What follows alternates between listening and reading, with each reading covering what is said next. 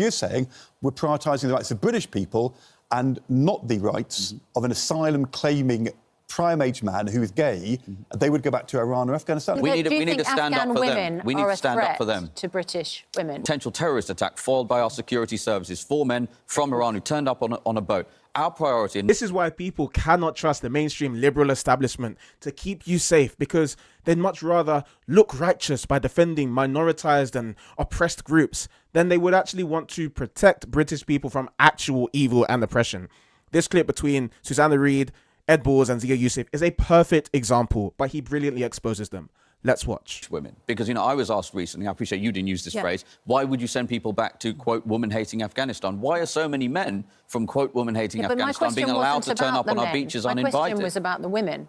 Well, our priority, and we make no apologies for this, is British people, British girls and British women. Do you think we need to stand up for them. We need to stand up for them. To British women? Well, again, the reason we are so focused on ensuring that this gets done is because the vast majority of the people illegally in this country from Afghanistan, I've seen these numbers, are men. In fact, so are you only going to target the men and not target the women? Well, Deportation Command would be foolish, Susanna, for Deportation Command to start when we've got probably north of 1 million illegal migrants in this country, at least, to start focusing on women and girls. The best estimates, but the total population of women and girls from Afghanistan in this country at sub 2,000. We're talking about 0.2% of the total population. We will start with the men. We will start with the fighting age men. They are the ones, by the way, who people watching this programme are most worried about. Maybe she should read about what happened to Emily Jones, the 7-year-old girl that was unalived by, you guessed it, a female asylum seeker that came to the UK on the back of a lorry. We're going to talk about this more at the end because it's disgusting. And to see further how ideology blinds these people, let's see how Ed Balls argues with Zia Yusuf, showing that Ed Balls is the saviour of the gay people. You've allocated £2 billion to pay countries to take returns. You've said, Nigel Farage said last week, that that would include countries like Afghanistan, Iran. You've said it wouldn't be women and children. If you are a gay man who's come to Britain to claim asylum from Iran or Afghanistan, you know, of fighting age, a gay man, would you return a gay man to Iran? Our priority will be the British people. I want to keep saying that. I want to say. So the answer is you would return a gay, because in Iran being gay means is not only illegal, but it is punishable. With flogging through to the death penalty. But you're saying you would return a gay man to Iran. Why does it appear to be that we're okay with the vast majority of the people coming from Iran are fighting age men as well? In fact, some of them, very well sourced stories suggest had a potential terrorist attack foiled by our security services. 4 men from Iran who turned up on a boat. Our priority, and Nigel's priority when he's Prime Minister, will be the British people. And we make no apologies for that. The nature of being in government is, because you referred to him as Prime Minister Nigel Farage, if you're in government, you have to be able to answer the difficult questions. That's what government ministers do. That's what you need to do as well. You would return a fighting-age gay man to Iran or Afghanistan. I think, you know, that is a perfectly legitimate thing to say, because you're saying we're prioritising the rights of British people and not the rights of an asylum-claiming prime-age man who is gay. They would go back to Iran or Afghanistan. I think the answer is the answer is yes.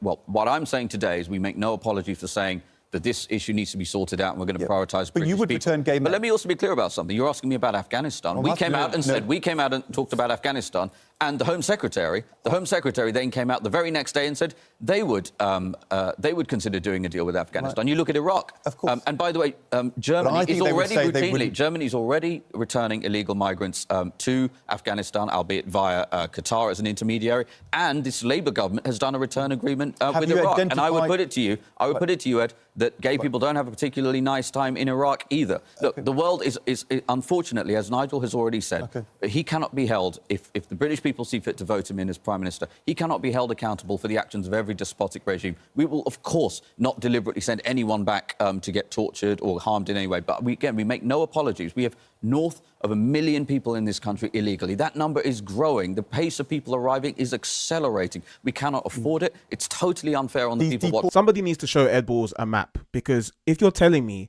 that this gay man from Iran would travel through all of these countries and then right at the border of France, which is already a safe country, have to enter into the UK illegally, if they're being sincere, that they would not be willing to comply with legal and safe routes, or that we as a country have a responsibility to take people from France who've come in through illegal routes just because they claim to be of some oppressed group of people. It should be very simple. And obviously the British public don't want people to be tortured. What the British public want is that people who come seeking refuge abide by our laws and do it fairly. But also, we're not fools. We realize that so many people use and abuse the system and use and abuse the compassion of liberals like Ed Balls and Susanna Reid.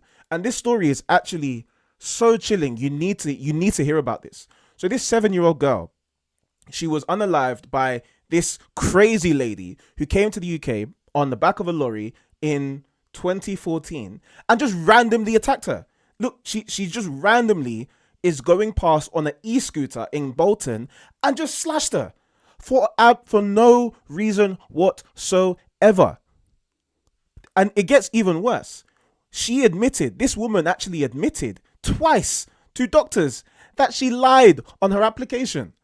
So she was given asylum in the UK, having admitted that she lied twice, was not deported, and then a few years later attacks this girl, and now she's gone. And liberals want to say things like, oh, do you want to deport females? You want to... The compassion only ever stretches so far because they're so blinded by their ideology. They're so blinded by identity politics. They see everything as a struggle between the oppressed and oppressors. This is why me as a black man, I hate identity politics. I hate the fake compassion of the left that says just because you belong to some minority class, whether you're black or gay or this or that you deserve special treatment because crimes like this happen. You know full well that if this was a little Asian girl, a little black girl who was randomly slashed by a white woman or white man, cisgendered heterosexual white man on the e-scooter, this would have been front page news everywhere. Everyone from the Prime Minister down to your cousin would have been talking about this story. But because it wasn't, not only does it get a pass, not only is it ignored by liberals like Susanna Reid, they then want to go and argue that because you belong to some oppressed class, you deserve special treatment. You shouldn't abide by the laws. That anything that wants to establish justice and fairness and protect British citizens is inhumane and is evil and is wrong. And this is why they are losing the high ground, because they want to stand on the moral high ground when it's very clear they actually have no morality. They actually have no morality. What they want is to feel virtuous, is to feel righteous. They're more concerned with looking righteous than actually looking at the evidence and being righteous.